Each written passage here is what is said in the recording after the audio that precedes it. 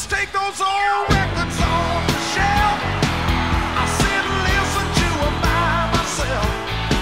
Today's music ain't got the same soul. I like that old time rock and roll. Don't try to take me to a disco. You'll never even get me out on the floor. In 10 minutes I'll be late for the door. And he said, "You've been teaching 38 years?" I said, "Yeah." Yeah, we just interviewed Mr. Hollingsworth, who was one of the ones who... 38 years. He's the old pioneer. He's got the seniority there. That's right. For sure. He didn't know when to leave. He and Mr. Jankovic. June 13th of last year was my last day at Hoover. And it was sort of tearful. It really was, because I was the last one. 38 years. Kicked the door open in 1967 and walked out in 2005. So I enjoyed it. When was your last trip to Mexico with kids? Barb James, 2001, 2002. And did things change from the mid-80s to 2001 in Mexico? Come here. Well, yeah. I mean, the things the kids would do were exactly the same. It's just that I got older and couldn't run as fast to chase them down. Yeah, that's about what changed. But now every kid that went down there had a tremendous attitude and a lot of respect, and that's why they knew that they could go and feel safe, and that's why the parent would allow them to go. Oh, Gordon Kratz, yeah, he was a lot of fun. He had great humor and that. Yep. Did I bring him back from Mexico? Yeah. I know I took him, but did he come back? He did come back all in one piece. Yeah. You want to say hi to the class of 81? Hey, class 81, you're one of my favorites, of course, especially with these two right here. All right? So you guys keep on enjoying yourselves. I know there's a lot of individual personalities out there, and they've matured. Just keep on your pursuits. Enjoy life. The young man didn't follow the rules, and it was real simple for me. You don't follow the rules, there's a consequence. It's just that simple. So overall, Hoover kids are pretty smart, right? Well, I would say yes, they were. We had a lot of people in your class who were extremely bright, I would say. And I think that was attributed to the parental direction. Yeah. And the self-motivation, plus there might have been some influence from the teachers. Absolutely. And of course the vice principal. And by the way, did you know that this vice principal had another name? Yes. Do you know? He was called a lot of things. One of the names that we called you was Uncle Bobby. Did you know that? Yes, I did. And I think I know why that was, because I did have a habit or the routine of calling people who needed to come to the office for some direction. And I'd get on the PA and say, so-and-so report to 121. And there was a drawing or a caricature in the school paper, similar to Uncle Sam's, that said, Uncle Sam needs you in 121, or Uncle Sam needs you in the Army. Well, this is Uncle Bob needs you in 121. Something like So that's how that got started. Yes, I think so, yes. And that was one of the reasons why working with student council was a good thing. I think that not only was it good for me, but I think it gave the kids an opportunity to see the vice principal in a different light than the guy calling report to 121. You were never going to forget that office number, because you had to say it every day. I did, 7,562 times at least. But I was accused, and I made rounds around the school a lot, you know, check the smoking areas, and there were a zillion of them with all the doors in that school. And I'd caught one kid, I don't know, I don't remember his name, I don't remember what year he graduated, but but after about the third time catching him, he said, "Mr. Wells, you're everywhere." Yeah, that's true, I am. So let's go to the office so we can call your parents. But it was a fun job. Well, in raising your own children, my advice to parents would be to just make sure you know what they're doing, encourage them, tell them that they are really, really good people and that there are a lot of outstanding things waiting for them out there. But there are some things that they have to do. They have to listen to you, they have to pay attention in school, and tell them also that there's a consequence if they don't pay attention in school. And so class of 81, you should be proud of your accomplishments, and I hope that you've had a good life the past 25 years, and that things will go even better from now on.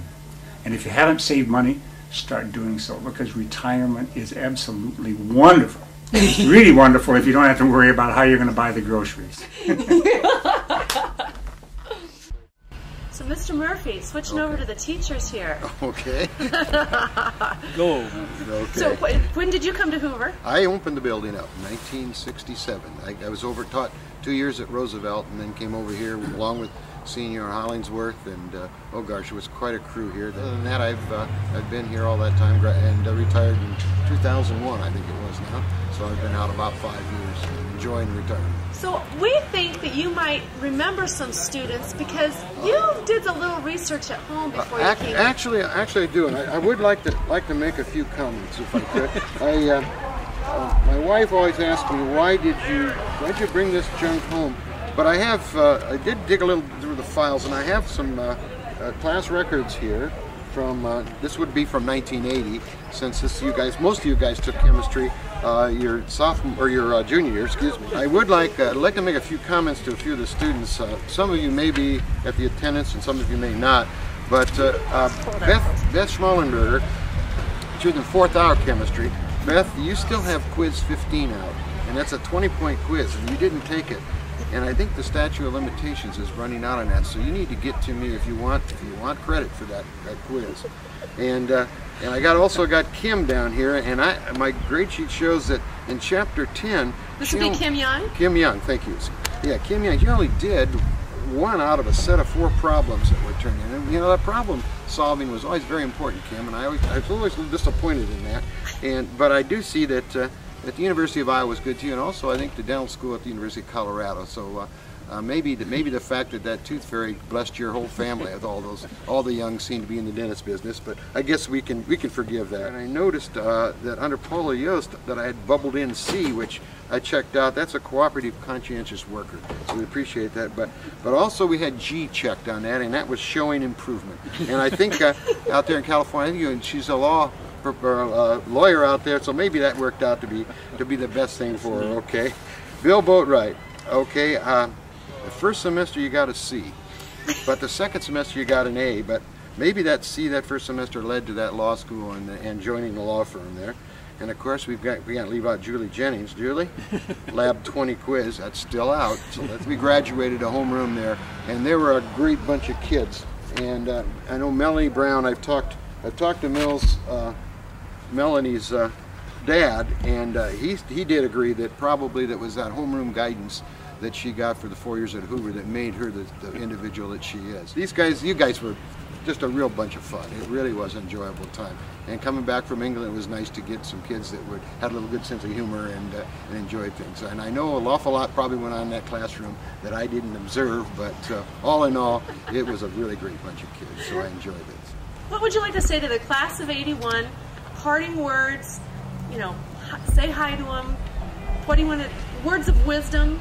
Well, as we move on into our I just want to retirement congratulate them, as I looked at that 20th reunion book, and that's very impressive in terms of where they've gone and what they've done. I know that at this point in time, many of their children are probably reaching maybe the high school level, and I just tell them to make sure they study their chemistry and get those problems done. Okay. So, Mr. Dockum, when did you start being principal at Hoover High School? I came to Hoover in January of 1974. I was at Meredith from 1970, and then I came in January when Dr. Wetter who had been the principal. You did both schools, though, didn't you? Yes, until the 9th grade moved to the high school in 1979, and then they appointed the principal at Meredith, and I was just at Hoover. And how many years then were you at Hoover total? 17 and a half. I retired in 1991. I started in 1974. The first game I came in January, and the first game I was here as principal, we played Lincoln, and Lincoln and Hoover was a big rivalry at that time. And we couldn't get them all into the auditorium. People were mad. They were complaining. The Lincoln people were mad because our band sat on that side of there, and that was theirs, and they didn't have as many seats. And I turned to Mr. Wells and I said, is it like this every game? If so, I'm going back to Meredith. What is one of your highlights as principal? Doesn't have to be from our class, No, just no. a highlight. For me, the highlight was every year at commencement. First, I was anxious to get through it and not have air horns going all the time. Commencement was really the time see these kids, and at that time, you know, we read all of the awards and so on that these people had gotten, and it was just impressive, the scholarships, the awards and so on from various groups, and that was a highlight to me every year. Wasn't this the best class you ever had? Well, of course. By all means, by all means. Right? And come to the reunion, 25th reunion next year, and they'll be the best class that we ever had. We were lucky though in those years. We don't really. It was a good group of kids. Those were the good years. We had good students, and academically, athletically, the arts, music, and so on. We were just the top of the heap, and I don't think we appreciated what we had at that time as you do looking back. But excellent students. It was great. I would just say that if they can carry on some of the concepts that they exhibited when they were in school and carry them on with their children will definitely benefit from what they can pass on to them.